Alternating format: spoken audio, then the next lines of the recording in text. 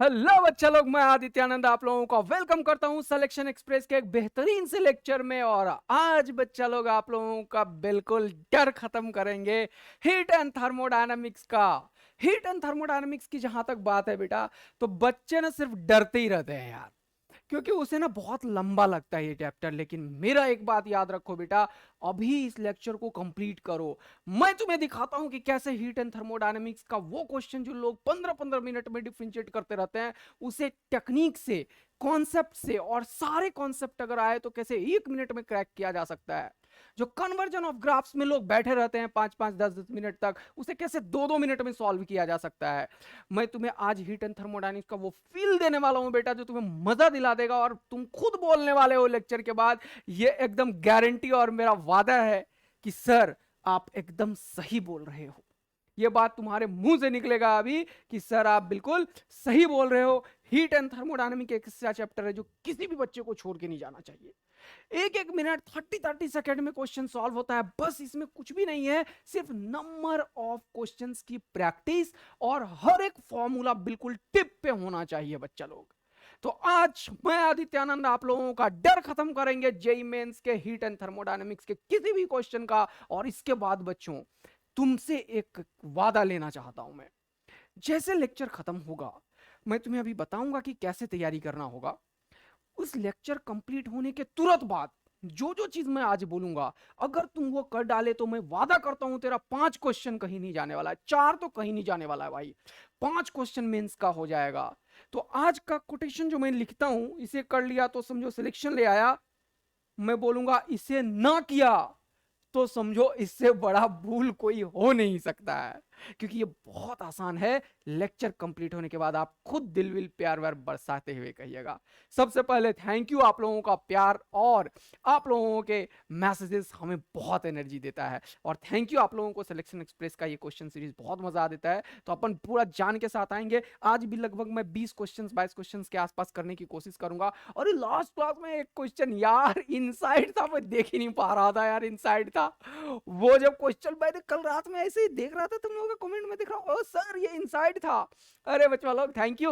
वो question inside था। जब इनसाइड करोगे तो मैं जो दूसरा स्टेप बोल रहा था ना, पी, दोनों के पी का डिफरेंस का क्वेश्चन होगा तो वही हो जाएगा। अगर तुम लोगों में से बाकी को समझ में आया ये वाला लाइन तो कमेंट करना यस सर समझ में आ गया। 3-4 बच्चों ने बोला था सर वो इनसाइड आउटसाइड था, पता नहीं कितने को समझ आएगा। जो लास्ट क्लास का लेक्चर देखे होंगे फ्लूट वाला, उनको समझ आ रहा होगा कि क्या बोल रहा हूं। लेकिन बच्चों आज धमाका मचा देंगे, आग लगा देंगे अपन हीट एंड थर्मोडायनेमिक्स का, ये कसम खाते हुए स्टार्ट करेंगे लेक्चर। और लेक्चर के कंप्लीट होने के तुरंत बाद आप लोग अभी कसम खा लीजिए, अगर लेक्चर में मजा दिला दिया मैं, तो लेक्चर के तुरंत बाद कम से कम 40-40 क्वेश्चंस 3 चैप्टर्स में से करोगे। क्या 3 चैप्टर होगा, कैसे होगा, वो मैं बताऊंगा।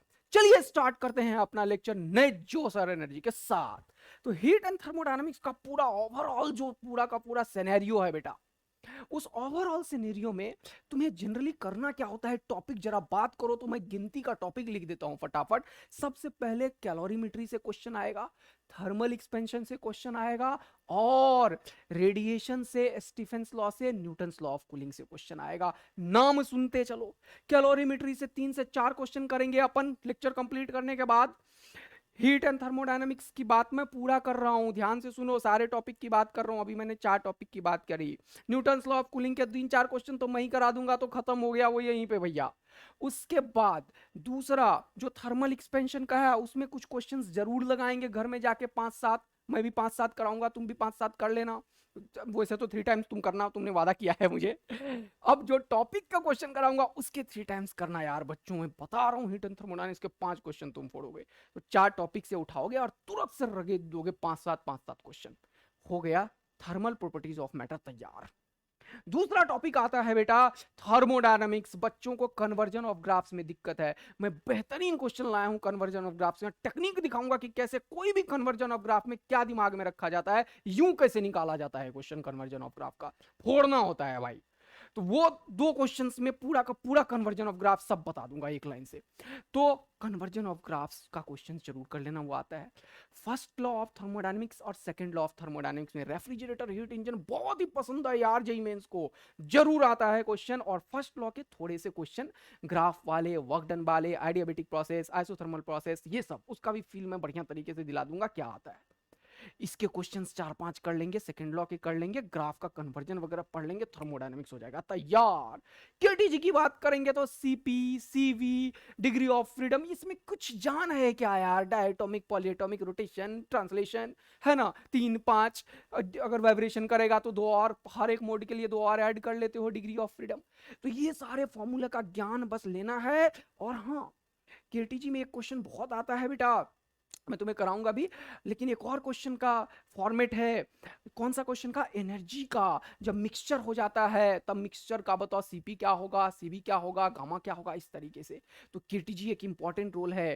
केटीजी में एक और क्वेश्चन बहुत ज्यादा आता है बेटा, कौन सा? We are M S, we mean, we most probable का डायरेक्ट फॉर्मूला बेस्ड क्वेश्चन। और पीवी बराबर एनआरटी पे तो क्वेश्चन आता ही आता रहता है।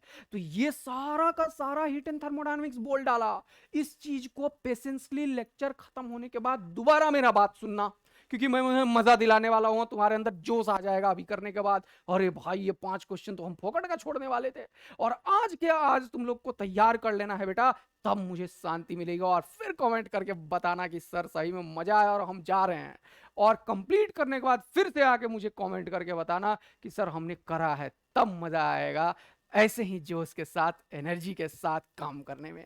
तो लव यू बच्चा लोग, चलिए देखते हैं आज पहला क्वेश्चन क्या होने वाला है। तो आप लोग फोड़िएगा बेटा जरूर। फर्स्ट क्वेश्चन बोलता है N ideal gas is expanding such that PT cube is constant. अरे भैया ये क्या हो गया भैया? हाँ क्या बोल रहे हैं? PT cube is constant. ओहो हो, बहुत मजेदार। अब क्या बोल रहा है? The coefficient of volume expansion. बच्चे को ना क्वेश्चन देखते समझ नहीं आता 2021 का, जबकि ऐसा क्वेश्चन जेईई मेंस में बहुत बार आया बेटा। देखो कैसे क्वेश्चन को टेकल करते हैं। कोई भी क्वेश्चन अगर इस तरीके का आता है इक्वेशंस पे, पीवी बराबर एनआरटी, तुम्हारे खोपड़ी में 24 घंटा चलना चाहिए, ऐसे कि वैसे समझ ही रहे हो। तो पीवी बराबर एनआरटी चलते ही रहना चाहिए, चलते ही रहना चाहिए भाई। तो पीटी क्यूब कांस्टेंट है भैया, और कोफिशिएंट ऑफ वॉल्यूम एक्सपेंशन पूछा तो कहीं ना कहीं वॉल्यूम चाहिए। वॉल्यूम कौन देगा? पीवी बराबर एनआरटी। तो वॉल्यूम क्या लिखोगे? NRT bye we. ओ हो, ये एनआरटी क्या है भैया? एनआर तो कांस्टेंट है सर। हाँ, तो यहाँ पे पी के बदले पी लिखो सर। अरे अरे रे रे रे, पगला गए हो क्या आदित्यानंद? आहा, नहीं सर। हाँ, यहाँ पे P यहाँ लिखो और V यहाँ लिखो। तो P के बदले उठा के पटक दो, क्या लिखोगे? nRT by V into T का power cube is a constant C। ये T का पावर हो चुका है 4, ये ऊपर जाएगा V का पावर -1। nR एक अलग कांस्टेंट है, ये एक अलग कांस्टेंट है। कांस्टेंट को कांस्टेंट से डिवाइड करोगे, एक अनदर कांस्टेंट के लिख दिया भैया। जैसे ही ऐसे फंक्शन तुम्हें मिले तुरंत से लॉग लो और फिर डिफरेंशिएट मारो। ये 90% क्वेश्चन में यही करना होता है, वो अभी तुम देखते ही चलोगे। लॉग लोगे तो ये पावर हो जाएगा 4, जल्दी बताओ ln t, और यहाँ पे -1, ये पावर पीछे ln v, और ये ln कांस्टेंट। अब इसको डिफरेंशिएट मारो भैया, तो यहाँ पे 4 ln का डिफरेंशिएशन 1/t, लेकिन किसी के रिस्पेक्ट में नहीं करोगे तो dt लिखना पड़ेगा यहाँ पे। हाँ सर, अरे एरर वाला काम कर रहा हूं, टेकिंग डिफरेंशियल बोथ साइड। ओहो हो, क्या पूछा? Coefficient of volume expansion. चलो यहाँ पे देखो, ये क्या है क्या है क्या है क्या है बेटा? ln v, तो इसको लिखोगे 1/v, और ये क्या हो जाएगा? अच्छा यहाँ पे dt लिख दो। dt लिखूंगा तो थोड़ा सा तुम्हें ज्यादा मजा आएगा। डेल्टा टी लिखने में कोई हर्जा? डेल्टा टी या dt कुछ भी लिख सकता हूं मैं। हाँ, ये तो तुम्हें 1000 बार बताया है, ये स्मॉल चेंजेस के लिए है और ये थोड़ा सा चेंजेस के लिए है, तो ये भी लिख सकते हो तुम, और dt और dv दोनों लिख सकते हो। डेल्टा वी से तुम्हारा ज्यादा दोस्ती होगा, इसीलिए डेल्टा वी लिख दिया मैंने। इससे कोई दिक्कत आपको नहीं होनी चाहिए भाई। अब ये 0 का बराबर है तो ये दोनों बराबर हो जाएगा, इसे निपटा दो सर। हाँ, अब देखो भैया, तुम्हें पता है कि चेंज इन वॉल्यूम क्या होता है? लीनियर एक्सपेंशन, सरफेस, वॉल्यूम क्या होता है, डेल्टा एल क्या होता है जल्दी से बताओ, एल अल्फा डेल्टा टी, है ना।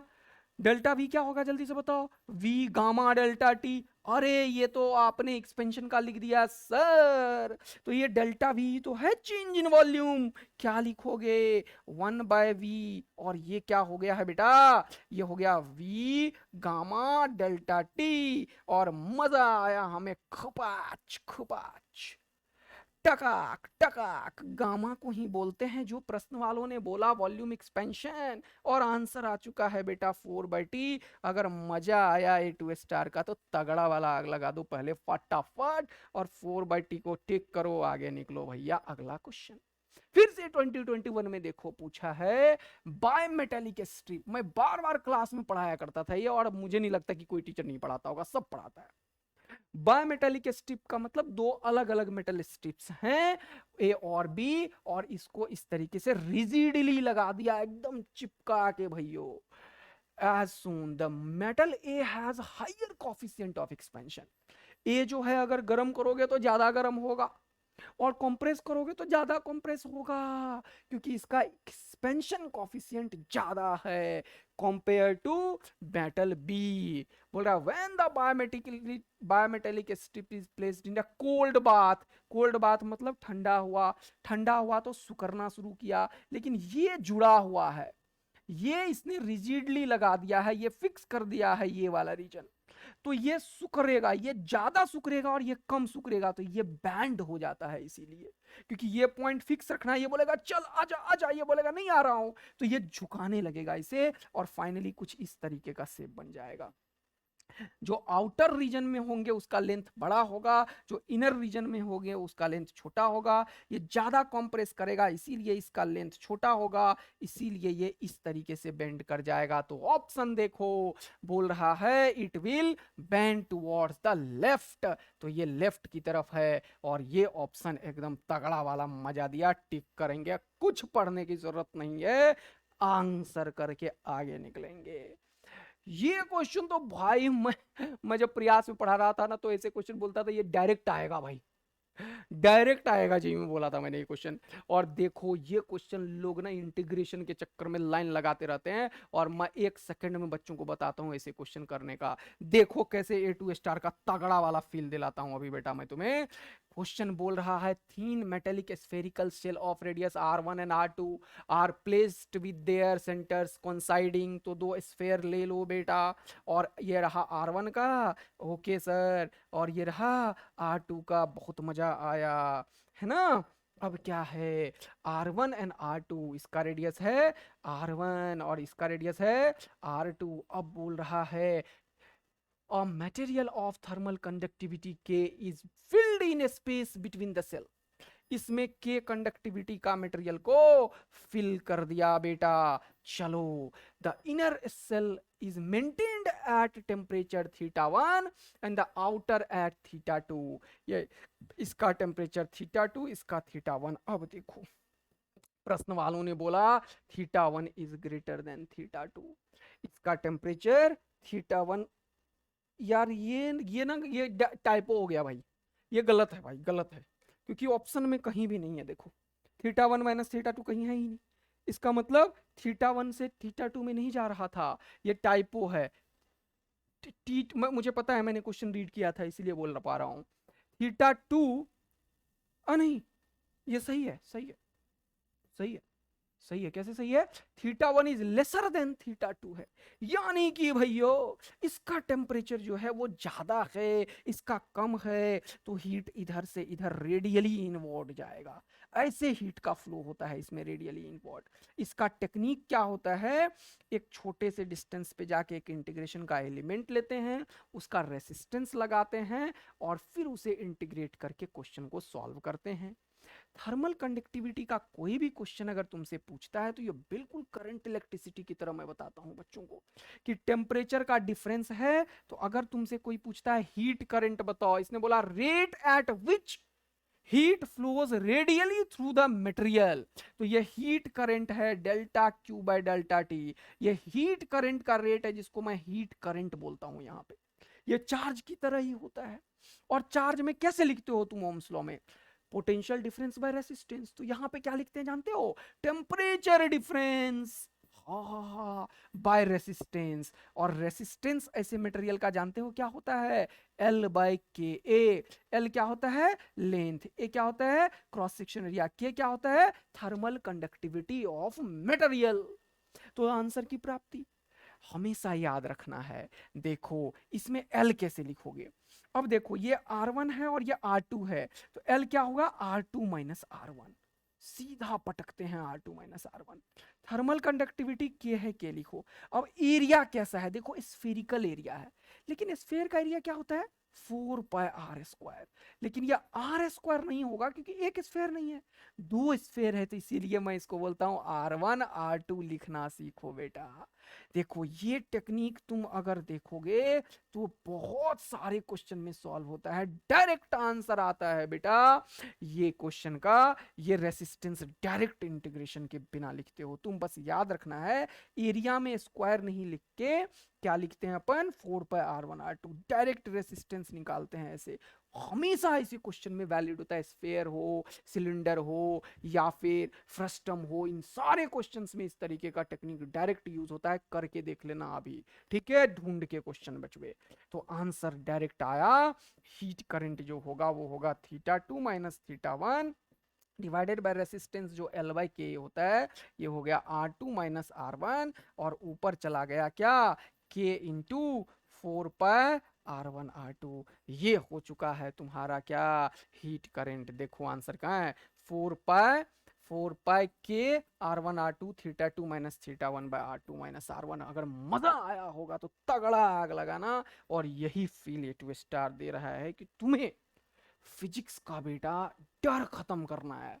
फिजिक्स में यार कुछ नहीं होता है, अगर तुम्हें थोड़ा सा एक लेवल क्रॉस कर जाओ तो दुनियादारी को छोड़ो, डर को हटाओ और लगो एक बार, तैयार तो करो यार।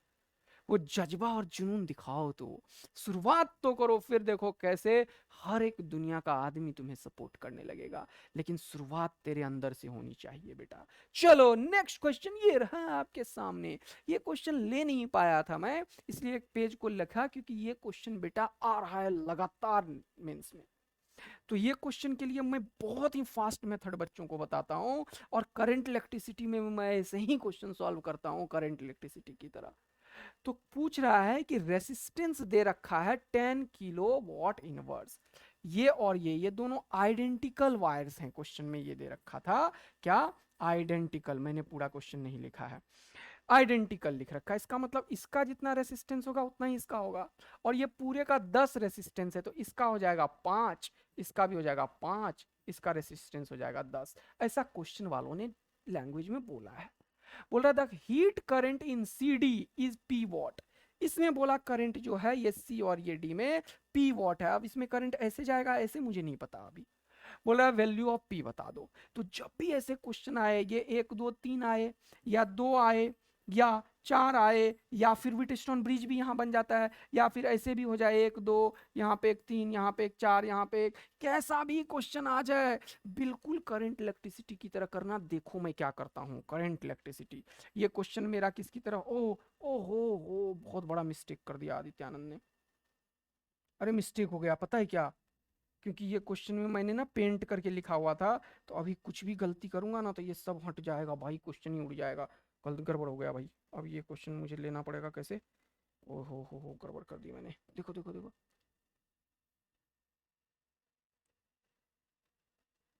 ला ला ठीक। अब तो क्वेश्चन ही याद नहीं है मुझे।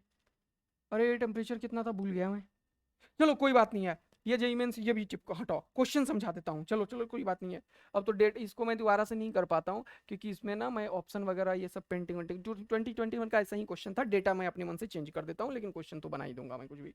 तो यहाँ पे लिख लो कुछ भी, 150 पता नहीं क्या था, 130 था मेरे ख्याल से। यहाँ पे कुछ मान लो 100 था, ठीक है? क्वेश्चन वही है मान लो, ठीक है? और ये रेसिस्टेंस था। अरे आता है ना फिजिक्स तो खेलना सीखो फिजिक्स से, डरना नहीं होता है, खेलना होता है। देखो कैसे। अब जब भी तुमसे हीट करंट पूछा तो करंट इलेक्ट्रिसिटी में तुम्हें क्या पढ़ा है भैया? करंट कैसे निकलता है? Potential difference by resistance. Potential difference किसका पोटेंशियल ज्यादा है मुझे नहीं पता, तो इस बार टेम्परेचर डिफरेंस चाहिए। इसका टेम्परेचर ही नहीं पता है, तो मान लो इसका टेम्परेचर टी है। अब जो केसीएल केवीएल तुम्हें सिखाया ना, केसीएल लगाना होता है अपने ही मन से, इधर भी करंट निकाल दो, इधर भी करंट निकाल दो, इधर भी करंट निकाल दो। आधा टाइम बच्चे ऐसे सोचते रहेंगे, अरे इसका टेम्परेचर कम है, ज्यादा है, इधर से जाएगा या इधर से जाएगा, इधर से कुछ नहीं सोचना होता है, निकाल दो। केसीएल क्या बोलता है? केसीएल बोलता है कि जंक्शन पे कोई भी करंट जो होता है उसका नेट सिग्मा मतलब सम जंक्शन पे वो कितना होता है? जीरो होता है। यानी कि इस पे जंक्शन पे कितना करंट होगा? तो जीरो। अब कोई तेरे पास है ही नहीं, मैं बोला चल निकाल चल निकाल चल निकाल, तो टोटल जितना निकाला होगा मान ले, तो उसको अगर मैं सम कर दूं तो कितना होगा? अरे तेरे पास कुछ था ही नहीं और तू निकाले जा रहा है, तो टोटल सम कितना होगा? फिर भी जीरो ही होगा सर। तो मैं बोलता हूं कि इधर करंट निकाल, इसको लिख I1, इधर करंट निकाल, इसे लिख I2, इधर करंट निकाल, इसे लिख I3। करंट इलेक्ट्रिसिटी में यही कॉन्सेप्ट मैं बोलता हूं, सोचना नहीं है, निकाल। और सीधा अकॉर्डिंग टू केसीएल लिख क्या? I1 plus I2 plus I3 is equal to zero. क्यों? क्योंकि जंक्शन पे नेट करंट जीरो होता है। अभी क्या सिखाया? करंट होगा temperature distance by resistance. Temperature difference इधर गया ना, तो T माइनस 100/5 लिखो, T माइनस 100/5 प्लस I2 का वैल्यू लिखो T माइनस 200/5। हाँ सर रेसिस्टेंस लिख रहे हो क्या? अरे क्वेश्चन वालों ने दिया है भैया। I3 का वैल्यू लिखो T माइनस 150 है ना, बाय इसका रेसिस्टेंस 10 है, और इन सब का सम हो गया जीरो। एक सेकंड के अंदर क्या निकलता है? जंक्शन का टेम्परेचर। बहुत सारे क्वेश्चन में यही पूछता है। तो इसको भी 2 से मल्टीप्लाई करो, इसको 2 से, इसको 2 से मल्टीप्लाई करो, इसको 2 से, तो ये हो गया 2t कितना 40, और ये हो गया कितना 5t। मजा आया मुझे। ये 10 10 10 तो उधर चला के जीरो ही हो गया। ये हो गया 200 और ये हो गया 400, 400 और 200 कितना हो गया? 600, और ये कितना हो गया? 150, तो 750 उधर गया तो कितना हो गया? 750 जंक्शन का टेम्परेचर। मजा ले लो। 5 1 जा 5, बचा कितना? 2 25 है ना। 5 1 जा 5, 2 5 5 जा, बोलो बोलो बोलो, 5 1 जा 5, 2 और 5 ही बचा ना यार। 600 और एक 750 सही है। 5 1 जा 5, 2 25, 5 जा 150, तो 150 टेम्परेचर हो गया। ओ पैसा, मेरे डेटा के अकॉर्डिंग इसका भी टेम्परेचर हो गया 150 भैया। ठीक है, कैलकुलेशन एक बार चेक कर लेना तुम लोग। अब टेम्परेचर इसका भी 150, इसका भी, तो कोई करंट जाएगा? तो मेरे डेटा के अकॉर्डिंग इसमें कोई करंट नहीं जाएगा, क्योंकि करंट होता है टेम्परेचर डिफरेंस बाय रेसिस्टेंस, और टेम्परेचर डिफरेंस ही जीरो आ गया। तो रेसिस्टेंस कुछ भी लिखोगे, आंसर क्या आएगा? Zero. No current is going from C to D according to the my question, which is a different question which is asked from 20/21। Data मैंने चेंज किया था बेटा, समझ रहे हो ना? तो ऐसे क्वेश्चन की प्रैक्टिस एकदम रगेद देना है, और ये कॉन्सेप्ट यूज करना है ऑलवेज, तुरंत क्वेश्चन सॉल्व होता है। और A2 स्टार का यही मजेदार लात है बेटा। चलो फिर से देखो, to different wires having the length L1 and L2 are respectively temperature coefficient linear alpha 1 alpha 2 are joined end to end। Okay, एक तार यहाँ पे है और दूसरा एंड टू एंड ज्वाइन कर दिया। ये L1 का है, ये L2 का है, ये अल्फा 1 का है, ये अल्फा 2 का है। चलो मजा आया। बोल रहा है द इफेक्टिव टेम्परेचर कॉफिशिएंट, मतलब इन दोनों को अगर एक ही बार मान लो तो लेंथ हो जाएगा L1 प्लस L2, इसका अल्फा हो जाएगा अल्फा इक्विवेलेंट। इसको भी डेल्टा टी टेम्परेचर तक हीट करो और इसको भी, तो बताओ इसका कितना हुआ? L equivalent. तो कौन सा बड़ा बात है? तो इसमें जो एक्सपेंशन के बाद इसका लेंथ होगा वो क्या लिखोगे? डेल्टा L1 इसका प्लस डेल्टा L2 इसका, और ये किसके बराबर होगा? इसके डेल्टा L इक्विवेलेंट के। यही कॉन्सेप्ट यूज करना होता है, बस आंसर तेरे हाथ में। डेल्टा L इक्विवेलेंट का मतलब इसका total length L1 plus L2, L alpha delta T, तो alpha equivalent into delta T. हाँ सर, बहुत मजेदार, इसमें तो कुछ जान ही नहीं बचा सर। बोलो बोलो बोलो बोलो बोलो बोलो बोलो बोलो बोलो बोलो, पक्का? एकदम सही बात है। हाँ सर। फिर देखो यहाँ पे, देखो यहाँ पे क्या करोगे? L1 plus L2 alpha equivalent into delta T. अब एक चीज और समझने की कोशिश करो, ये क्वेश्चन वाला क्या बोल रहा है? द टेम्परेचर, अच्छा एक फॉर्मूला लिखने से पहले एक चीज और देख लो। तुम्हें पता है ये चीज, ये डेल्टा L जो लिखते हो तुम, L1, ध्यान से सुनना, L अल्फा डेल्टा टी ऐसे लिखते हो, L अल्फा डेल्टा टी, इसमें क्या है? ये डेल्टा L एक्चुअल में क्या है?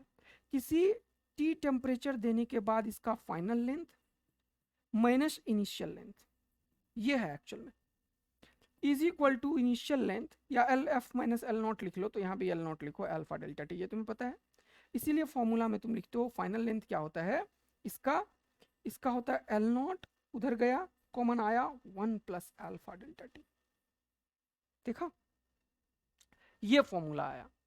अब ये इक्वेशन मैं क्यों लिख रहा हूं, ये इक्वेशन मैं क्यों लिख रहा हूं, मुझे क्या लिखना चाहिए क्वेश्चन को पढ़ने के बाद, two different wires having length L1 and L2 and respectively temperature coefficient alpha 1 and alpha 2 और ज्वाइंट एंड टू एंड। तो इसको भी डेल्टा टी टेम्परेचर दिया, इसको भी, तो अब इसका नया लेंथ कितना हो जाएगा इस तरीके से LF। तो उसके लिए क्या लिखोगे, L1 1 plus alpha 1 delta T. हाँ सर देखो ध्यान से, L1 into 1 plus alpha 1 delta T, ये इसका नया लेंथ हुआ। इसका नया लेंथ क्या होगा, L2 1 plus alpha 2 delta T. ध्यान से देखो, अब ये फाइनल लेंथ जितना एक्सपेंड होके बनता है उतना ही इसे बनना चाहिए, तो अल्फा इक्विवेलेंट क्या होगा, ये क्वेश्चन पूछता है ऑलवेज। तो मैं चेंज इन लेंथ का सम इसके बराबर कैसे करे जा रहा था, समझ रहे हो ना बात क्या बोला मैंने, इसका फाइनल लेंथ और इसका फाइनल लेंथ, इन दोनों का सम जो होगा इसके फाइनल लेंथ के बराबर होगा। तो इसको जब तुम सॉल्व करोगे तब ये नहीं लिख के क्या लिखोगे, जल्दी से बताओ, इसका लेंथ इनिशियल कितना था L1 प्लस L2, इसी को ऐसे लिखेंगे तो क्या लिखेंगे, L1 प्लस L2 किसकी तरह हो गया, ये L1 की तरफ, फिर क्या लिखोगे 1 plus alpha equivalent into delta T. ये जोश में मैंने यहाँ पे थोड़ी सी मिस्टेक करी थी पहले स्टेटमेंट में, आया समझ में बेटा, इसका फाइनल लेंथ उसका फाइनल लेंथ और इसका जो इक्विवेलेंट का फाइनल लेंथ होगा दोनों बराबर होगा तो आंसर की प्राप्ति हो गई।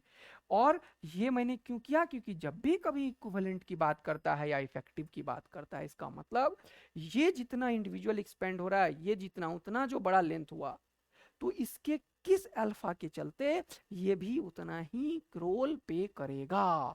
तो इसीलिए दोनों को हमने बराबर किया, तब इसका अल्फा इक्विवेलेंट निकलता है, टेम्परेचर सेम हो तब। तो इसको एक्सपेंड करो, इसको एक्सपेंड करो, आंसर आ जाएगा। तो ये हो जाएगा L1, ये हो जाएगा L2, तो ये हो जाएगा L1 प्लस L2, हाँ, और ये हो जाएगा L1 plus L2 alpha 2 delta T, L1 plus L2, और ये क्या हो जाएगा alpha equivalent into delta T, और इधर इसको करो एक्सपेंड, तो ये हो जाएगा L1 plus L1 alpha 1 delta T, और ये हो जाएगा L2 plus L2 alpha 2 delta T. अब ये कैलकुलेशन बचा हुआ है, ये लो 2 सेकेंड में निपटाओ, L1 plus L2, L1 plus L2, यहाँ भी L1 और यहाँ भी L2, और यहाँ भी L1 L2, ये दोनों निपट गया। यहाँ पे देखो डेल्टा टी यहाँ भी और डेल्टा टी यहाँ भी, डेल्टा टी कॉमन लेके निपट गया, क्या बचा L1 alpha 1 plus L2 alpha 2, और यहाँ से L1 प्लस L2 नीचे आया। बोलो क्या इस क्वेश्चन में कोई भी जान है यार बेटे, L1 alpha 1 L2 alpha 2, L1 alpha 1 L2 alpha 2 by L1 plus L2, और ऐसे क्वेश्चन एक नहीं बहुत बार आए हैं बेटा जी मेंस में। चलिए नेक्स्ट क्वेश्चन धमाका उड़ाते हुए फिर से करते हैं। बोल रहा है two rods A and B of identical dimension of temperature 30 degree, if A is heated up to 180 degree centigrade and B up to T degree centigrade, then the new length are in the same। ओहो हो, देखो पहले बोल रहा है two rods A and B are identical dimension, यानी कि पहले दोनों का लेंथ बराबर था, सब डायमेंशन बराबर है। अब बोल रहा है कि इसको 30 डिग्री से किया, हाँ एट टेम्परेचर 30 डिग्री, अच्छा 30 डिग्री पे दोनों था शुरुआत में, चलो अब क्या किया, इसको हीट कर दिया कहां तक 180 डिग्री तक, और इसको हीट किया T डिग्री तक। चलो फिर क्या हुआ, the new length are same. अब नया लेंथ जो थोड़ा एक्सपेंड होके बना होगा, टुक टुक टुक टुक टुक टुक टुक टुक टुक आक, टुक टुक टुक टुक टुक टुक टुक टुक टुक आक, ये लेंथ और ये लेंथ भी सेम है और पहले भी सेम था, यानी कि चेंज जो हुआ होगा वो भी सेम होगा। बस आंसर की प्राप्ति। इस बार delta 1 is equal to delta L2, और डेल्टा L1 अभी तुरंत सिखाया मैंने लिखने के लिए। क्या सिखाया बेटा, इसका लिखोगे L, क्योंकि आइडेंटिकल है तो मान लो पहले वाला लेंथ L है तो लिखोगे L, और इसका लिखोगे अल्फा 1 और डेल्टा टी लिखोगे, तो पहले वाले का डेल्टा टी कितना है 30 से 180 तक गया, तो 180 माइनस 30 कितना हुआ 150। अच्छा हाँ सर। और डेल्टा L2 को क्या लिखोगे? L, क्योंकि दोनों का लेंथ पहले बराबर है, अल्फा 2। और यहाँ पे क्या लिखोगे? ये पहले 30 था, अब T तक गया तो T-30, क्योंकि हीट कर रहा है तो हायर टेम्परेचर T-30 लिखना पड़ेगा। L से L निपटा। पता है तुम्हें ये जो है ना, ये बहुत बार क्वेश्चन वालों ने पूछा है इस कॉन्सेप्ट पे क्वेश्चन, इस कॉन्सेप्ट पे इस बार थोड़ा सा आइडेंटिफाई किया। बताना तुम लोग सही में ऐसे क्वेश्चन देखे हो क्या ये दोनों बराबर होता है? ये क्वेश्चन कम से कम 4 बार आया है। तो अल्फा 1 बाय अल्फा 2 जो होता है वो T-30 बाय 150 के बराबर हो गया। और क्वेश्चन वालों ने बोला the coefficient of linear expansion of A और बी इज 4/3। तो इसको करो, 15 4 जा 600 है ना, और ये 3T-90, इसको 90 को इधर करो और 3 से डिवाइड करो, जो आंसर मिला वाह वाह, नहीं मिला तो क्वेश्चन चेक कर लेना। ठीक है बच्चे, अगर मेरे साथ तुम लोग सही में एंजॉय कर रहे हो तो पहले तगड़ा वाला आग लगाओ बेटा, और दिल विल प्यार व्यार तो बरसाती रहो, उसके बिना तो आदित्य आनंद का जीवन ही नहीं चलता है। थैंक यू, लव यू बच्चा लोग। चलो अब कैलोरीमीटर, कैलोरीमेट्री का मैंने जान के ये क्वेश्चन लिया वाटर इक्विवेलेंट वाला, और ये क्वेश्चन देखो 2020 में पूछा है। कैलोरीमीटर पे बहुत तगड़ी तैयारी होनी चाहिए, बहुत ज्यादा क्वेश्चन पूछने की पॉसिबिलिटी होती है। कैलोरीमीटर का क्या कॉन्सेप्ट है? हीट जितना लेगा, हीट लॉस जितना करेगा उतना ही हीट गेन करेगा। बस कहानी खत्म है। इसके ऊपर कम से कम 5-10 क्वेश्चन की प्रैक्टिस कर लेना, पक्का फोड़ के आओगे। क्वेश्चन क्या बोल रहा है? बोल रहा है कैलोरीमीटर। कैलोरीमीटर ऐसे होता है, तुम्हें पता है, इसको ढक ढुका के रखते हैं लोग सब। यहाँ लकड़ी उकड़ी लगा देते हैं, यहाँ एक होल कर देते हैं जिससे टेम्परेचर वगैरह मेजर हो, लकड़ी बॉक्स लगा देते हैं। बर्तन है, मैं तो बोलता हूँ कैलोरीमीटर एक बर्तन है ना, बस चारों तरफ से ढका होता है जिससे हीट का ट्रांसफर ना हो, समझ रहे हो ना? हाँ सर। बोल रहा है कि इस अब इसके अंदर ये जो शेप है ना, ऐसा तो होता नहीं है, जनरली ऐसा होता है। ओके, तो ये जो शेप है ना बेटा, ये जो शेप है ये इसके अंदर मेटल्स का लगा होता है कुछ ना कुछ, तो इसका कुछ वेट होता है। और ये पानी वानी गर्म या ठंडा होता है तो ये भी गर्म या ठंडा होता है, इसीलिए ये वर्ड यूज किया जाता है वाटर इक्विवेलेंट, यानी कि ये जो मेटल है ये कितने वाटर के इक्विवेलेंट काम करता है, क्योंकि गर्मी वो भी खींचता है। तुम तो heat loss is equal to heat gain लेते हो, लेकिन समटाइम्स ये चीज को क्वेश्चन वाला नहीं लिखता है, लेकिन जिसमें भी वाटर इक्विवेलेंट लेगा इसका मतलब कि इसको वो कैलकुलेट करना चाह रहा है। तो क्वेश्चन जो भी हालत पे हो उसमें वाटर इक्विवेलेंट का ये चीज ऐड कर दिया करो, यही कॉन्सेप्ट है। दोबारा सुन लेना पॉज करके। बोल रहा है calorimeter water equivalent is 20 gram contains 180 gram of water. तो पहले इसमें वाटर है कितना? 180 ग्राम है, ठीक है। 25 डिग्री टेम्परेचर पे है, ये भी बता दिया, 25 डिग्री सेंटीग्रेड पे है 180। 20 ग्राम वाटर इक्विवेलेंट है, तो इसको हम 180 नहीं मानेंगे, इसको हम 180 प्लस 20 नाम के क्वेश्चन को सॉल्व करेंगे, क्योंकि अब ये बोल रहा है कि हीट का गेम इसके कंटेनर के मटेरियल के साथ है, वाटर इक्विवेलेंट का एक्चुअल में ये मतलब होता है। ओके, बोल रहा है m gram of steam eight 100 degree is mixed in air till the temperature of the mixture is 31 degree centigrade.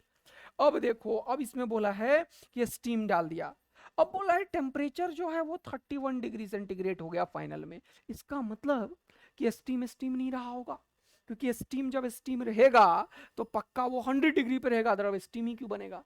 यानी कि स्टीम पहले पिघला होगा। हाँ सर, जब स्टीम जो होता है अपना फेज चेंज करता है, पानी बनता है, तो टेम्परेचर में कोई चेंज नहीं आता, लेकिन लेटेंट हीट का कॉन्सेप्ट आता है, ml नाम का एनर्जी देता है।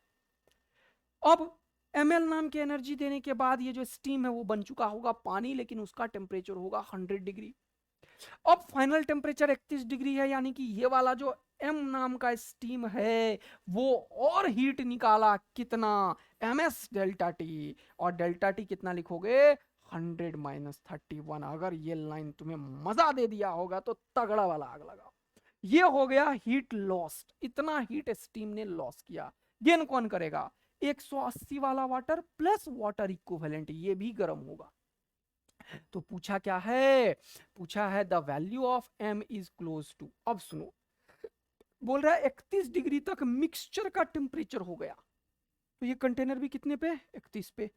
ये पानी भी 180 ग्राम कितने पे? 31 पे। यानी कि 25 से कितने पे टेम्परेचर चला गया? 31 पे। बोलो मजा आया क्या? हाँ सर, इसका मतलब इतने गेन किया, तो इक्वल टू लिखोगे m। अब m कितना है? 200। हाँ सर, एस एस एक होता है वैसे पानी का, अच्छा कैलोरी, ये यूनिट बहुत पॉपुलर है, पानी का एक, और इसका कितना 540 कैलोरी पर ग्राम, ये याद भी रखना है एल का वैल्यू स्टीम का। और अगर आइस का होता है तो वो 80 कैलोरी होता है ना यहाँ पे पर ग्राम लेटेंट हीट, आइस जब पानी बनता है तो, और स्टीम जब बनता है तो 540, ज्ञान के लिए इतना बोल दिया क्योंकि ऐसी पॉसिबिलिटी है आने की। तो एम एस डेल्टा टी, अच्छा 1 लिख दिया कोई बात नहीं, डेल्टा टी कितना हो गया 25 से 31 में तो कितना हो जाएगा 6, तो ये कितना हो गया 1200, बहुत मजा आया। और इधर क्या है भैया, इस एस का वैल्यू तो 1 है, तो 100 में से 31 गया तो ये कितना हो गया 69 एम, बोलो 69 एम सही है, एस का वैल्यू 1 होता है, और ये एल का वैल्यू 540, तो ये हो गया प्लस 540 एम। हाँ सर, तो 540 एम में से 69 करोगे ऐड तो कितना हो गया बताओ तो मुझे जल्दी से, तो ये हो गया 9, ये हो गया 609 एम इज इक्वल टू 1200, तो ये 600 के आसपास है, एम का वैल्यू लगभग लगभग 2 के आसपास आना चाहिए, 2 से थोड़ा सा कम होना चाहिए, थोड़ा सा कम, तो 2 से कम, क्योंकि ये 609 है ना, तो डिनोमिनेटर बड़ा है तो 2 से कम, 2 से कम कोई ऑप्शन है नहीं, ठीक करो और आगे निकलो, समझ आए तो तगड़ा वाला दिल विल प्यार व्यार बरसाओ। अब बोल रहा है मेटेलिक स्फीयर कूल्स, अब न्यूटन्स लॉ ऑफ कूलिंग जरूर कर लेना, बहुत आसान होता है। न्यूटन्स ऑफ कूलिंग जनरली 2 तरीके से सॉल्व होता है बेटा, एक तो एक्सपोनेंशियल और लॉगरिथमिक इक्वेशन बना के, और एक एवरेज वाला इक्वेशन बना के। तुम ना आंख बंद करके एवरेज वाला इक्वेशन लगाना, हमेशा आंसर आएगा, मेंस के किसी भी क्वेश्चन में आंसर नहीं तुम्हारा रुकेगा, मेरा बात मान लो, मैंने देख लिया है भाई। एवरेज इक्वेशन होता है, बोलेगा कि मेटेलिक स्फीयर कूल्स फ्रॉम 50 से 40 इन 300 second, its atmospheric temperature is 20 degree, then the sphere's temperature after next 5 minutes, तो 5 मिनट मतलब 300 ही सेकेंड हुआ, तो ये कोई बड़ा बात नहीं बोल रहा, यही यही 5 लिख दो, 5 मिनट ही हुआ। चलो, तो जब भी कभी ऐसा question Newton's law of cooling का होता है तो ये फॉर्मूला लगाओ, टेम्परेचर जहां से गया T1 माइनस T2, इसको एवरेज फॉर्मूला बोलते हैं, बाई टी ये समय है भाई, ये चेंज इन टेम्परेचर है, ये एक कांस्टेंट है, और यहाँ पे एवरेज, इसको बोलते हैं average formula, average formula. Although ये हमेशा वैलिड नहीं होता है, जो सच्चाई है ये बहुत कम रेंज में वैलिड होता है, जब ये temperature difference 5 degree 10 degree 20 degree हो, 20 डिग्री तक तो बहुत ज़्यादा हो जाता है, इतने में वैलिड होता है, बहुत कम डिस्टेंस में होता है ये वैलिड।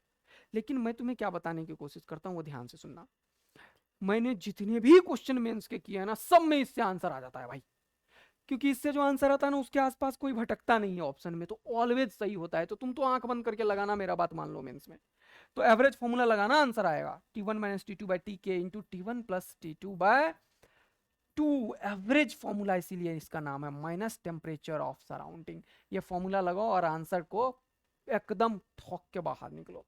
तो देखो बोल रहा है 50 से 40 गया, तो 50 माइनस 40 कितना भैया बेटा 10, समय कितना है बेटा 5 मिनट, इसको ऐसे ही लिख दो, इज इक्वल टू के, ये कितना हो गया 50 प्लस 40 कितना हो गया 90, 90 में से 2 गया कितना बचा 45, और 45 में से टेम्परेचर का सराउंडिंग का 20 है, तो 45 में से 20 गया तो कितना बचा जल्दी बता 25। देखो ये निकाल के रख लो, कोई दिक्कत नहीं है, के का वैल्यू भी निकाल सकते हो, चलो 5 2 जा 10, तो के का वैल्यू ही निकल गया, डायरेक्ट तो लिख भी सकते हो, 2/25 निकल गया, छोड़ दो।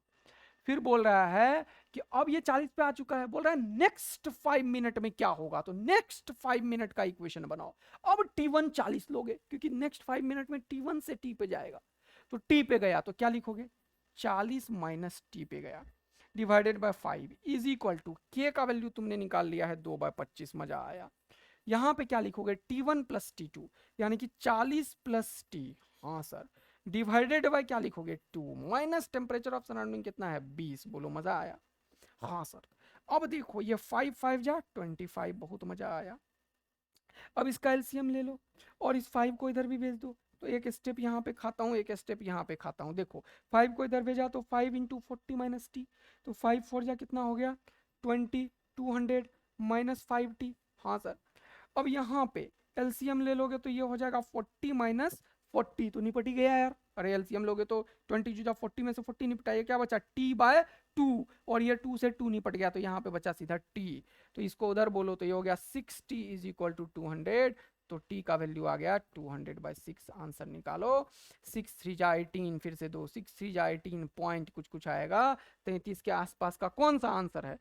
मजा आया तुम्हें तगड़ा वाला, तो अगला क्वेश्चन देखो, बोल रहा है इन 5 minutes a body cools from 75 से 60, तो 75 माइनस 60, हाँ सर, 10/5 इज इक्वल टू के इंटू इसको सम करो डिवाइडेड बाय 2 करो माइनस टेम्परेचर ऑफ सराउंडिंग 25 करो। बोल रहा है नेक्स्ट 5 मिनट में बोलो क्या तुम फोड़ोगे 2021 वाला क्वेश्चन या नहीं 5 सेकंड के अंदर, फोड़ो जल्दी से फिर बताओ। तो ये दोनों को सम करो, 5 और 5 10, 0 हो गया, बचा कितना 6 और 7 कितना हो गया 13 हो गया है ना, 7 और 6 13 होता है और एक 14 होता है, डिवाइड करोगे तो गया 70, 70 में से 25 गया, के का वैल्यू निकल गया। बोलो बेटा 5 2 जा 10, ये हो गया 2 और ये 25 घटाना है यार जल्दी से, कितना हो गया 35, 5 40 20 60 45 हो गया, 45 5 50 20 70, के का वैल्यू निकल गया। और अगला इक्वेशन निकालो और 4 डालो बेटा, अब ये जाएगा 65 से टी तक और नेक्स्ट कितने में 5 मिनट में। देखो कैसे क्वेश्चन को अपन फोड़ते हैं और मजा ले लेते हैं।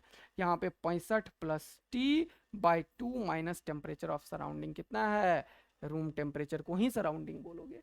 बोलो यार एक अननोन है टी, क्या निकल गया क्या, सेम क्वेश्चन देखो 20 में पूछा, 2021 में पूछा और फिर देखो 14 में पूछा, 18 में पूछा, मतलब ये कितनी बार पूछा, पूछा ही पूछा। तो क्या तुम सही में सिर से फोड़ रहे हो, फोड़ो बेटा फोड़ो।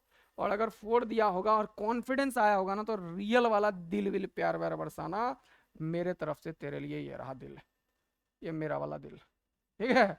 लेकिन बच्चों याद रखना मेरा ये लाइन की तगड़ा आग लगनी चाहिए तेरे आत्मा के अंदर, तब तुम फोड़ोगे। तो ये वाला क्वेश्चन जरूर सॉल्व कर लेना बेटा, जरूर से सॉल्व इट बेटा, सॉल्व इट, सॉल्व इट बेटा, सॉल्व इट। और सारे ऐसे ही करते चले जाना। ये क्वेश्चन देखो यार, ये क्वेश्चन मेंस में पूछा, एडवांस में पूछा, लोग इस क्वेश्चन को करने में कम से कम 5 से 7 10 मिनट लगाते हैं। मैं तुम्हें एक तगड़ा गेम बताऊंगा, क्वेश्चन देख लो कितनी बार आया, 12 में 16 में एडवांस तक में आया है बेटा, बता दे रहा हूं पहले। क्वेश्चन ये ऐसा तगड़ा है ना कि बच्चे सोचते रह जाते हैं कि क्या करें। देखो n moles of an ideal gas undergoes a process A to B shown in the figure, maximum temperature during the process। बच्चा सोचता रहता है कि मैक्सिमम टेम्परेचर, तो वो डिफरेंशियल कैलकुलस को यूज करता है, टेम्परेचर आर्बिट्री पोजीशन पे निकाल के और dt बाय dv वेरिएबल चीजों को डिफरेंशिएट करता है, फिर आंसर निकालता है। बकवास करता है, उसे ज्ञान ही नहीं आइसोथर्मल प्रोसेस का। देखो ध्यान से, आइसोथर्मल प्रोसेस का अगर तुम्हें जरा सा भी ज्ञान होगा तो तुम मुझे बोलोगे PV is equal to nRT। हाँ सर, nr कांस्टेंट है, अगर P और V का प्रोडक्ट सेम हो तो T भी सेम होगा।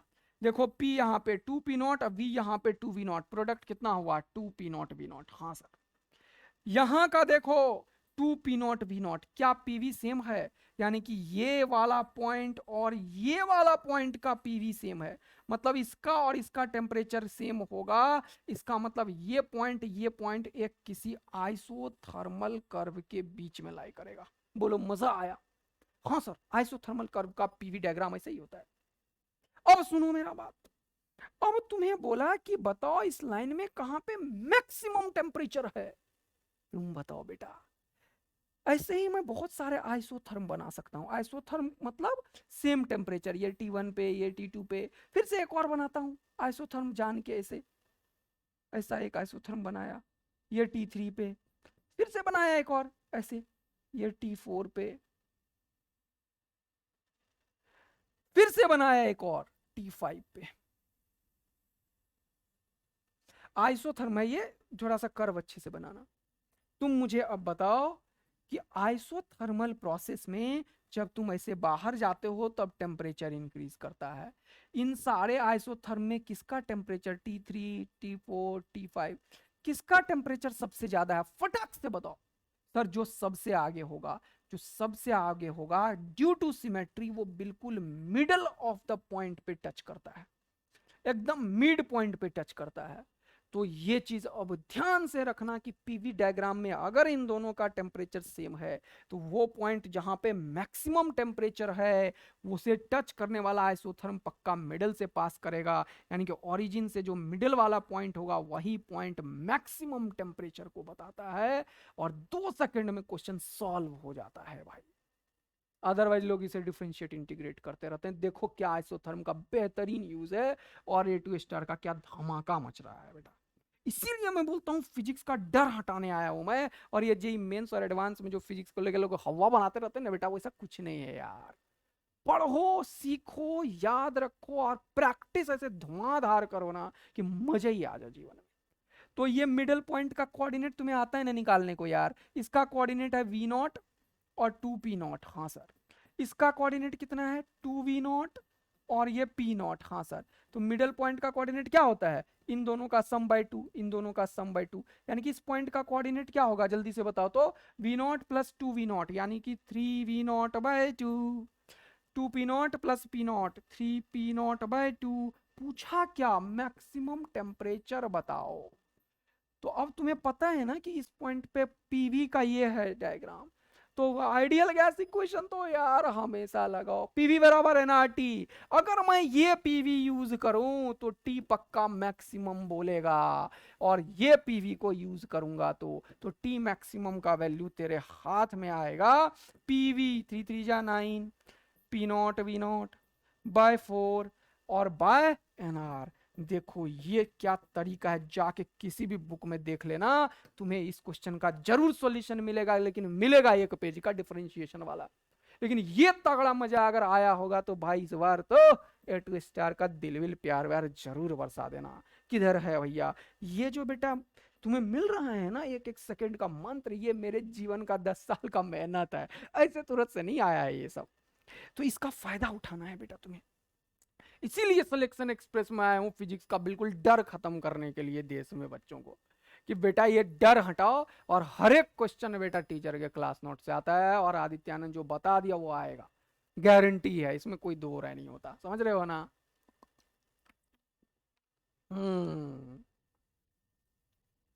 चलो भैया अगला क्वेश्चन क्या है सर? फिर से 2021 में पूछा, mole of an ideal gas at 27 degree. Question को पढ़ने में ध्यान रखना। At 27 degree is taken from A to B. यानी कि इसका इसने टेम्परेचर को बोल दिया 27 डिग्री सेंटीग्रेड बोला, सेंटीग्रेड बोला। केल्विन में तू 273 ऐड कर दोगे इसमें, है ना बेटा? तो 73 ऐड करोगे तो इसमें कितना हो जाता है पता ही है तुम्हें? 300 डिग्री हो गया सर। 300 डिग्री 300 केल्विन हो गया।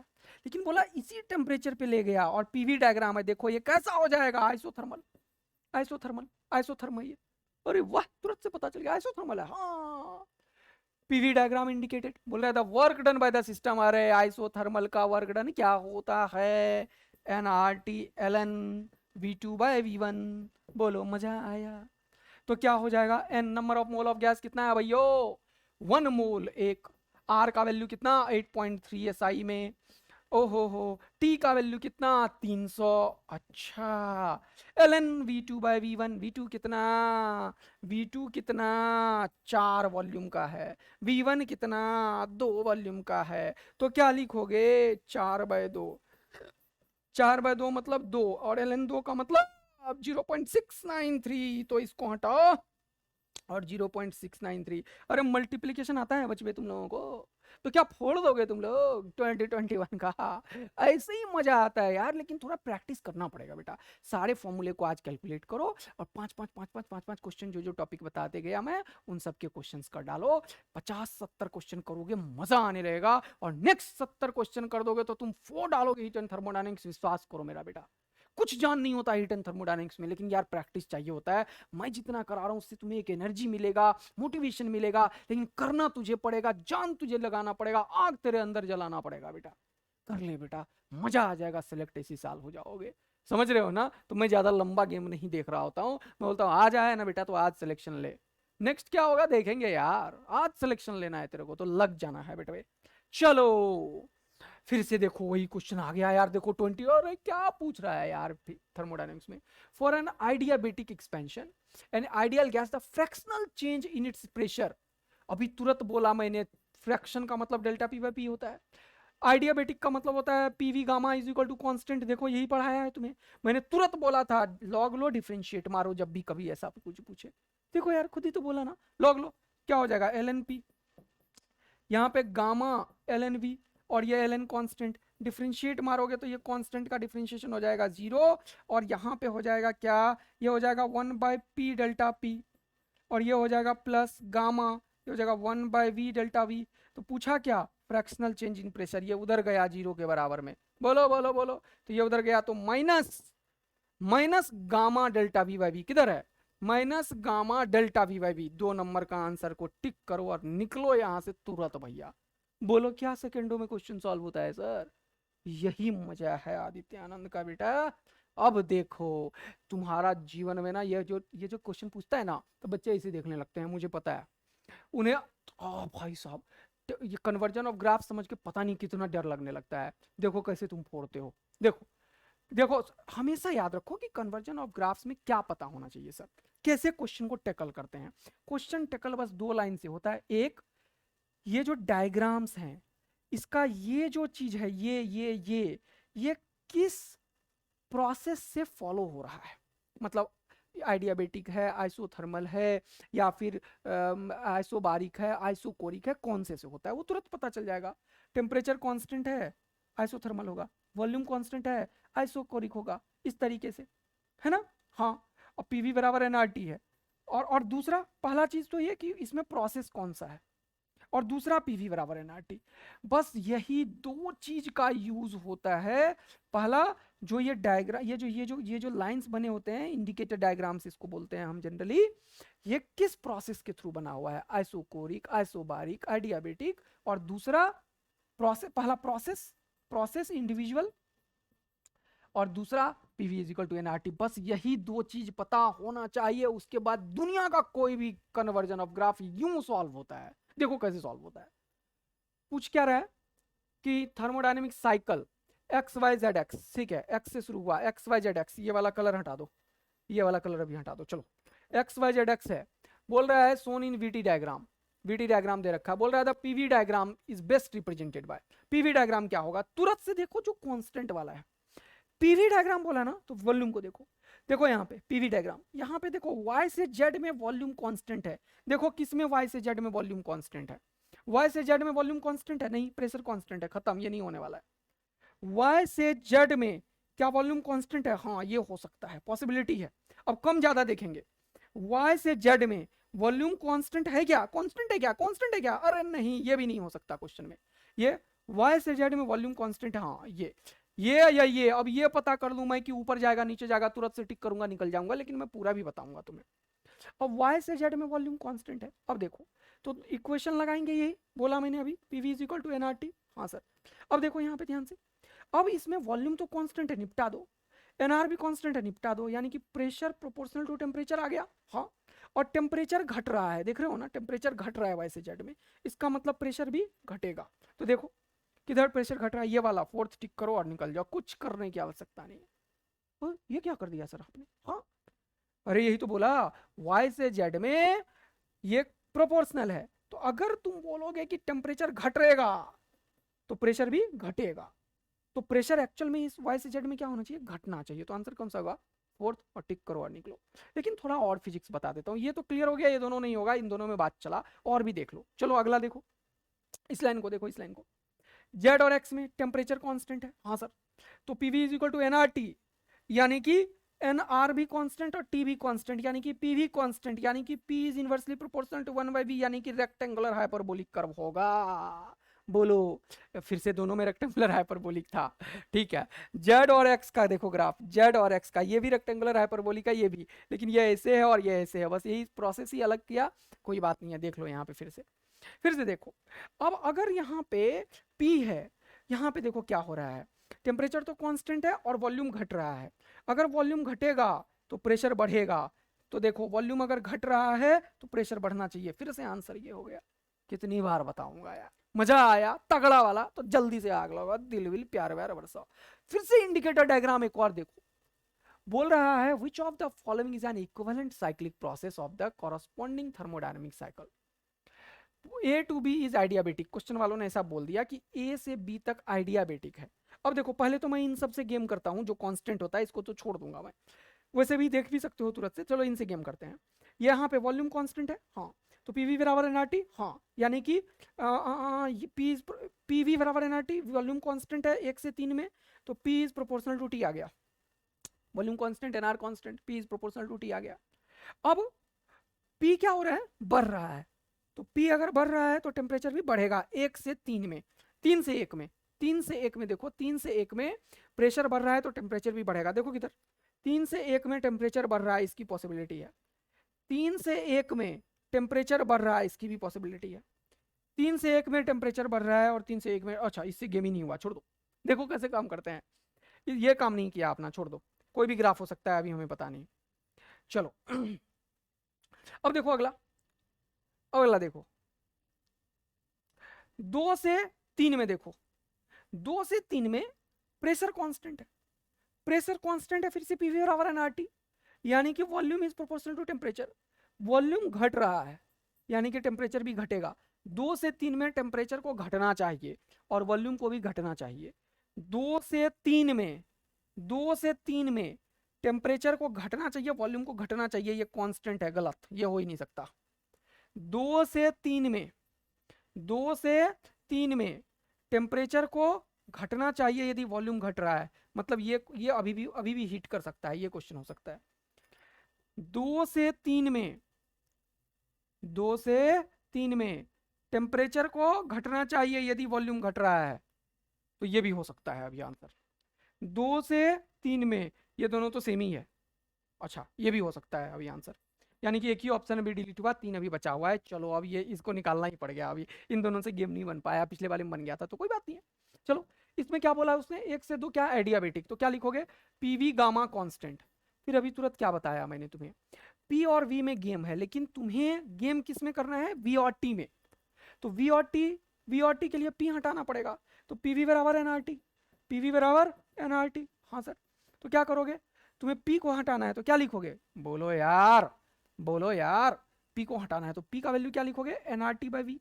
तो लिखो यहाँ पे एनआरटी बाई वी, तो वी का पावर यहाँ पे गामा -1 लिखता हूँ, नीचे वाला भी ऊपर चला गया, ये कांस्टेंट है और एनआर भी कांस्टेंट है, ये और ये कांस्टेंट एक नया कांस्टेंट, तो मैं इसको क्या लिखूंगा जरा से देखना, v का power gamma -1 is equal to एक नया कांस्टेंट c बाई टी, और गामा -1 को हटाऊंगा तो v का पावर क्या होगा, c बाय कांस्टेंट का पावर कुछ भी एक नया कांस्टेंट c डैश मान लेता हूं, लेकिन t का पावर आ जाएगा 1 बाय गामा -1। ये मैथ्स थोड़ा आता है ना तुम लोगों को, ये पावर है।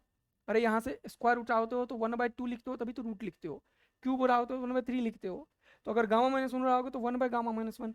क्या तुम्हें कहीं से भी ये स्ट्रेट लाइन दिख रहा है क्या, नहीं सर, ये तो 1 बाय गामा डायटोमिक पॉलीटोमिक ये सब का होगा, तो ये कभी भी स्ट्रेट लाइन तो है ही नहीं है ग्राफ सर, तो ये कभी भी एक स्ट्रेट लाइन ग्राफ नहीं है, ये हमें क्रिस्टल क्लियर पता चल गया है। यानी कि 1 से 2 वाला ग्राफ कभी भी, 1 से 2 वाला ग्राफ कभी भी स्ट्रेट लाइन नहीं हो सकता है ना यार, तो ये नहीं हो सकता, तो 2 ऑप्शन डिलीट हो चुका है, ये नहीं हो सकता, ये नहीं हो सकता, बचा इन दोनों में गेम। अब 2 से 3 वाले के ऊपर हमने बात किया था ना यार, 2 से 3 में, 2 से 3 में, हाँ अब देखो देखो देखो ये कर्व देखो यहाँ पे, 2 से 3 का कर्व क्या बोल रहा था, 2 से 3 में बोल रहा था प्रेशर कांस्टेंट है तो वॉल्यूम प्रोपोर्शनल टू टेम्परेचर होगा, यानी कि ये y is proportional to x का ग्राफ है, इसका मतलब कहीं ना कहीं स्ट्रेट लाइन होगा, ऐसे नहीं होगा। 2 से 3 में एक कर्व नहीं होगा, स्ट्रेट लाइन होगा, तो ये भी नहीं हो सकता है, ये नहीं, ये नहीं, ये नहीं, तो कौन सा, ये वाला। और देखो 2 से 3 में स्ट्रेट लाइन है, और ये तो देख लिया था हमने, और ये ऐसा है। इस तरीके से बेटा तुरंत से सॉल्व होता है इंडिकेटर डायग्राम का कोई भी क्वेश्चन। 2 चीज का ख्याल रखना होता है, पीवी बराबर एनआरटी, और ये जो इक्वेशन है डिफरेंट पाथ का, और कैसा भी क्वेश्चन फोड़ दोगे, अभी जाके कोई भी 4-5 क्वेश्चन लगाओ।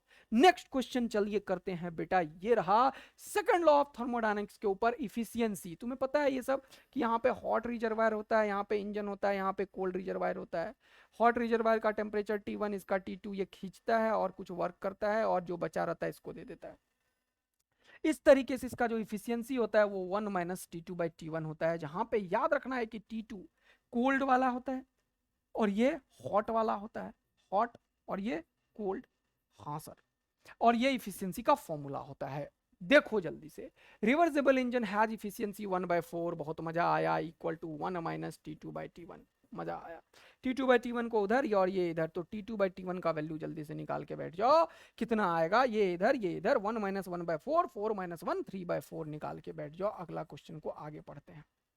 बोल रहा है if the temperature of the sink, इसी को सिंक बोलते हैं, कोल्ड वाले को क्या बोलते हैं, सिंक, इसको क्या बोलते हैं, source, is reduced by 58 degree centigrade. अब नया बोला है कि ये सिंक था T2, देख रहे हो ना।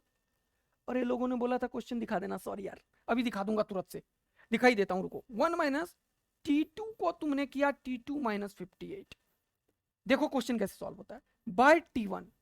अब इफिशियंसी क्या हो गया, इट्स इफिशियंसी बिकम्स डबल, यानी कि 1/4 को अगर डबल करोगे तो कितना होगा, 1/2। बोलो बोलो बोलो, तो ये हो चुका है 1/2। अब देखो क्वेश्चन कैसे सॉल्व करते हैं, इसको कैसे मैं ब्रेक करता हूं, देखो ध्यान से। मैं इसको 1 को 1 ही लिखता हूं, माइनस ये खोल देता हूं, T1 को इसके और इसके दोनों के नीचे रख देता हूं, तो 1 - T2/T1 तुरंत से आ गया, और T2/T1 3/4 है, तो 3/4 लिख देता हूं तुरंत। फिर माइनस माइनस प्लस, हाँ सर, अरे बहुत आसान होता है यार, ये हो जाएगा प्लस ये 58/T1, देखो तुरंत से ये 1 - 3/4, 4 - 3 कितना हो गया, 1/4, 1/4 को इधर करोगे तो क्या हो जाएगा, 1/2 - 1/4, 1/2 में से 1/4 करोगे तो क्या बचेगा, 1/4, ये 1/4 किसके बराबर हुआ, देखो 58/T1 के। देखो T1 का वैल्यू निकल गया, T1 का वैल्यू निकल गया तुरंत से 58 इंटू, जल्दी बताओ, 4। अब पूछा क्या इसने, अब देखो, calculate the temperature of the sink, sink क्या होता है T2, T2 क्या होगा 3/4 ऑफ T1, तो T2 का वैल्यू निकाल लो 3/4 ऑफ T1, T1 का वैल्यू कितना है 58 इंटू 4। अगर तुम्हें मजा आया होगा तो खुपाच खुपाच करो, 8 3 जा 24, 8 3 24, 4 बच्चा 2, 5 3 15 और 2 17, 174 डिग्री सेंटीग्रेड। अगर मजा आ गया होगा ना भैया तो तगड़ा वाला आग लगा दो। रुको यार एक काम करता हूँ, कौन सा साइड पे हूँ, 17 पे, तो जल्दी से मैं आता हूँ और टुकडुम करता हूँ। चलो ये रहा पहला क्वेश्चन, ये रहा दूसरा क्वेश्चन, ये रहा तीसरा क्वेश्चन, ये रहा चौथा क्वेश्चन, ये रहा पांचवा क्वेश्चन, ये रहा छठा क्वेश्चन, बहुत दिन से बच्चा सब बोल रहा था ये रहा सातवां क्वेश्चन, सॉरी बच्चों, ये रहा आठवां क्वेश्चन, ये रहा नौवां क्वेश्चन, ये रहा 10वां क्वेश्चन, ये रहा 11वां क्वेश्चन, ये रहा 12वां, ये रहा 13वां, ये रहा 14वां, ये रहा 15वां, ये रहा 16वां, ये रहा 17वां, ये रहा 18वां, 19वां, 20वां, और ये क्या हो गया भैया, थैंक यू, चलो नहीं चलो यहाँ पे थे, 17 क्वेश्चन को सॉल्व कर लिया। बच्चे तुम लोग बोलते थे कि सर आप ये कर दो, कर दिया बेटा, खुश हो जाओ, मजे ले लो। और इधर देखो जल्दी से, अगला क्वेश्चन कौन सा है, बोल रहा है number of the density of the molecule. अरे ये नंबर डेंसिटी होता है, नंबर डेंसिटी क्या, नंबर बाय वॉल्यूम। इसको कितना बोला इसने, nr is given by n0 e का पावर माइनस अल्फा t का power 4, then the total number of the molecules is proportional to, अरे क्या ही बोला, बोला टोटल नंबर ऑफ मॉलिक्यूल बताओ, और ये दे दिया। अरे भाई लेकिन अच्छा पढ़ना पड़ेगा यार, बोल रहा था नंबर वॉल्यूम क्या लूंगा वो कहाँ पता है, बोला number density of the molecule of gas depends on their distance R from the origin. ओहो, यानी कि किसी ओरिजिन से इधर वाला डिस्टेंस आर, इधर वाला आर, इधर वाला आर, इधर वाला आर, इधर वाला आर, मतलब एक स्फेरिकल रीजन की बात किया इसने। तो स्फेयर का वॉल्यूम क्या लिखोगे, जल्दी बोलो। किसी भी आर डिस्टेंस पे हम लिखते हैं 4πr² dr। देखो क्वेश्चन बड़ा ही बढ़िया पूछा, मैथ्स है यार ये। तो dn को इंटीग्रेट करोगे तो पूरा मिल जाएगा, और ये हो जाएगा n0 e का पावर माइनस अल्फा r का पावर 4, और dv का इंटीग्रेशन, dv क्या हो जाएगा, वॉल्यूम, तो एरिया इंटू विड्थ, तो लिखोगे 4πr² dr। तो अब यार ये तो 4π कॉमन n0 कॉमन, तो हो जाएगा 4π कॉमन n0 कॉमन, और ये हो जाएगा r² इंटू ई का पावर माइनस अल्फा r का पावर 4 इंटू डी आर। ओहो ये तो आइलेट लगाना पड़ेगा, एल्जेब्रिक और एक्सपोनेंशियल। ओहो आइलेट आता है ना, आता है तो बोल देना इंटीग्रेशन आता है, हमने प्रैक्टिस करा है। आइलेट लगाओ, दो चीज का प्रोडक्ट वाला, और मजा ले लो। इंटीग्रेशन करना पड़ेगा आइलेट रूल से, प्रोडक्ट वाला जो इंटीग्रेशन का होता है पता है ना तुम लोगों को, पहला बाहर दूसरे का डिफरेंशिएशन फिर इंटीग्रेशन, है ना। Integration of differentiation of first वाला फॉर्मूला लगा और आंसर निकालो। अगला ये देखो कितना लंबा चौड़ा क्वेश्चन, लेकिन यूं फोड़ोगे तुम यार। क्या बोल रहे हैं, पढ़ते हैं। A vertical close cylinder is separated into 2 parts. देखो ये क्वेश्चन एडवांस में भी आता है, तो थोड़ा ध्यान से देख लो। एक क्लोज सिलेंडर है, 2 पार्ट में सेपरेटेड है by a frictionless piston of mass m, important, and of the negligible thickness, the piston is free to move along the length of the cylinder. The length of the cylinder above the piston is L1 and that of the below is L2 such that L1 is greater than L2. तो ये यहां तक बोल दिया कि L1 बड़ा है, तो थोड़ा ऐसे लिख लेता हूं मैं। और ये पिस्टन का मास भी इसने बोल दिया कितना m, और यहाँ पे ये वाला डिस्टेंस है L1, ये वाला डिस्टेंस है L2, और ये पिस्टन है तो इसका कुछ क्रॉस सेक्शन एरिया होगा, तो मैं इस एरिया का नाम देता हूँ A। तो ये भी एरिया हो जाएगा A और ये भी एरिया हो जाएगा A। चलो बहुत बढ़िया, एरिया A हो गया। अब क्या बोल रहा है, each part of the cylinder contains n mole of gas, n mole of gas दोनों ईच बोला है। N ideal gas equal temperature T, अरे टेम्परेचर भी TT बोल दिया, वाह वाह वाह क्या बात है। बोला द पिस्टन इज स्टेशनरी, ओहो, its mass m will be given by, बोला ये स्टेशनरी है, ऐसा कैसे होगा? सोचो, इसका m है पिस्टन का मास, तो नीचे mg लगेगा, इसका कुछ प्रेशर होगा मान लो P2, इसका कुछ प्रेशर होगा मान लो P1, तो ये प्रेशर और ये एरिया, तो फोर्स लगेगा प्रेशर इनटू एरिया का फोर्स, नीचे की तरफ ये वाला गैस मॉलिक्यूल धक्का देगा P1 इंटू ए, और यहां से गैसेस मॉलिक्यूल ऊपर की तरफ धक्का होगा P2 इंटू ए। अब इसने बोला स्टेशनरी है पिस्टन, इसका मतलब ऊपर वाला फोर्स और नीचे वाले का सम बराबर हो गया क्वेश्चन सॉल्व। बोलोगे तुम P2A जो होगा वो P1A प्लस mg के बराबर होगा। पूछा क्या, मास बताओ, ये m नहीं निकल जाएगा यार। हाँ सर निकालो जल्दी से m। तो m निकालने के लिए इसको इधर करते हैं, तो m निकालने के लिए क्या करते हैं, P2 हाँ माइनस P1 हाँ, और इनटू क्या लिखोगे A, और डिवाइडेड बाय क्या लिखोगे जल्दी बताओ, ये वाला G, ये करेंगे और आंसर आएगा। अब देखो यहाँ नंबर ऑफ मोल पता है, एरिया पता है, इसका वॉल्यूम कितना होगा यार, cross section area into length, ओहो हो, तो PV बराबर nRT लगा देंगे तो P निकल जाएगा। जल्दी से बताओ P क्या निकलेगा, P1 का वैल्यू बताओ जल्दी से। P1 होगा PV बराबर nRT, तो nRT हाँ क्योंकि T दोनों का है, बाय V क्या होता है, cross section area into length, तो क्या लिखोगे A इंटू L1। ऐसे ही P2 क्या होगा, nRT by cross section area into length, length कितना है L2। तो हमें क्या करना है P2 माइनस P1, तो इसमें तो ये सेम है भाई, nRT और A सेम है, तो nRT ये कॉमन ले लो, तो 1/L1 माइनस 1/L2, तो ये क्या लिखोगे nRT कॉमन बाय A भी कॉमन, और यहाँ पे G भी है, हाँ सर ये तो हो गया P1 माइनस P2 में से ये कॉमन वाला चीज, बता क्या 1/L1 माइनस 1/L2। मजा आया सर, बोल नहीं P2 माइनस P1 है तो गड़बड़ मत करो, P2 माइनस P1 है तो L2 नीचे रखना पड़ेगा पहले में, और L1 यहाँ पे रखना पड़ेगा। देखो उस बात भी सही था यार, क्योंकि क्वेश्चन वालों ने तो L1 ही ग्रेटर देन L2 बोला, तो ये सब्ट्रैक्ट नहीं होता। और A भी है सर, A भी लिख लो। ओ भाई हो गया question solve, खुपाच L1 minus L2, और ये L1 L2 आंसर हो गया nRT, हाँ सर बाय G, हाँ sir L1 minus L2 by L1 L2। बोलो बच्चों अगर ये तगड़ा गेम मजा आया था, एक लाइन में क्वेश्चन कैसे सॉल्व होता है इक्विलिब्रियम के ऊपर, और ये मेंस और एडवांस में खूब आया है दमादम, तो समझ ही रहे हो भाई जितना मेहनत हो रहा है ना उससे 5 गुना ज्यादा मेहनत करो हीट एंड थर्मोडायनेमिक्स में, और मेरा विश्वास है कि तुम सारे क्वेश्चंस को टैकल कर लोगे। सारा फॉर्मूला का कलेक्शन करो क्योंकि इसमें फॉर्मूला बहुत बच्चा भूलता है, ठीक है, और सारे क्वेश्चन की प्रैक्टिस कर डालो, आज कसम खा के करो और हीट एंड थर्मोडायनेमिक्स को फोड़ डालो। मजा आ गया यार। कुछ ऑप्शन तुम लोग करो, कहाँ है nRT बाय G, इसी में है बस, और इसमें भी है, इसमें प्लस है इसमें माइनस है, फोर्थ ऑप्शन टिक करो और बाहर निकलो। बोल रहे हैं the temperature of the 3 mole of an ideal diatomic gas, ठीक है डायटोमिक गैस याद रखना, diatomic is increased by 40 degree without changing the pressure. Okay pressure को चेंज नहीं किया, मतलब प्रेशर है कांस्टेंट, प्रेशर है कांस्टेंट याद रखना है। The molecules in the gas rotate but not oscillate, देखो देखो देखो इसने वाइब्रेशनल डिग्री ऑफ फ्रीडम को खत्म कर दिया, और है डायटोमिक तो डिग्री ऑफ फ्रीडम कितना हो जाएगा 5, 3 कौन सा रोटेशन वाले और 2 ट्रांसलेशन वाले, कौन कौन से एक्स और डायटोमिक है ना, एक्स वाई जेड में ट्रांसलेशन वाले और 2 रोटेशन वाले, क्योंकि जिसमें मॉलिक्यूल होगा एक्सिस में उसमें तो रोटेशनल डिग्री ऑफ फ्रीडम आएगा नहीं, और वाइब्रेशन ये कर ही नहीं रहा, तो 3 और 2 5, 3 translation 2 rotation, 5 degree of freedom, ये भी पता चल गया तुरंत इस लाइन से।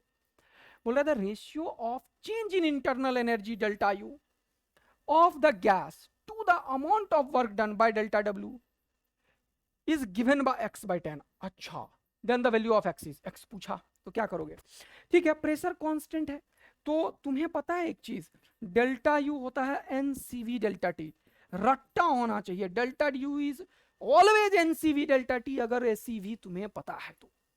और तुम्हें डेल्टा यू का वैल्यू पता है बेटा, n F R delta T by T two भी होता है। हाँ सर, ये तो n F R delta T by two भी होता है। वर्क डन क्या होगा, वर्क डन होता है PV, PV is equal to nRT, लेकिन टी चेंज हो रहा है तो डेल्टा डब्ल्यू अगर करोगे तो क्या हो जाएगा, एनआर कांस्टेंट है डेल्टा टी। ओ भाई साहब, तो यहां तो डिग्री ऑफ फ्रीडम एफ कितना है भैया, 5। तो delta U by delta W को मैं क्या लिखूंगा, डेल्टा यू क्या लिखूंगा, n F R delta T by 2, तो लिखूंगा एन, एन कितना है भैया 3, 3 एफ 5 आर, और डेल्टा टी तो दोनों में सेम ही है भाई, तो n F R delta T लिख देता हूं बाय, जल्दी बोलो 2, और नीचे भी क्या लिखता हूं, डेल्टा डब्ल्यू का एन आर डेल्टा टी, तो एन कितना 3 आर और डेल्टा टी। ओ भाई, इससे सड़ा हुआ क्वेश्चन दुनिया में नहीं दिखा होगा भैया। आर डेल्टा कितना, 3 और 3 खत्म, 5/2, 5/2 इज इक्वल टू 10, तो 2 5 जा 10, एक्स का वैल्यू 5 × 5 25 टिक करो और आंसर निकलो। और मजा आया होगा तो तगड़ा वाला दिल विल प्यार व्यार बरसो और एंजॉय करो पूरा फिजिक्स को बच्चा लोग। तो इसी के साथ अपन समापन करते हैं, लेकिन एक बात याद रखना, वो जो आग दिल में है उसे रोकने नहीं देना है, अभी बहुत समय है, दूसरा भी मेंस आएगा, लेकिन लगो तुम लोग अपने एनर्जी के लगा के और फोड़ डालो। तो मिलते हैं फिर से नए जोश और एनर्जी के साथ दूसरे एक और मजेदार से लेक्चर में। आई होप कि आप लोगों को रियल में वही फील आया होगा जितना मुझे आ रहा है, जितना मजा मुझे आ रहा है। तो थैंक यू बच्चा लोग, लव यू बच्चा लोग, मिलते हैं नेक्स्ट क्लास में, तब तक के लिए बाय बाय, मस्त रहिए, खुश रहिए और पढ़ाई करते रहिए। बाय बच्चा लोग, लव यू बच्चा लोग।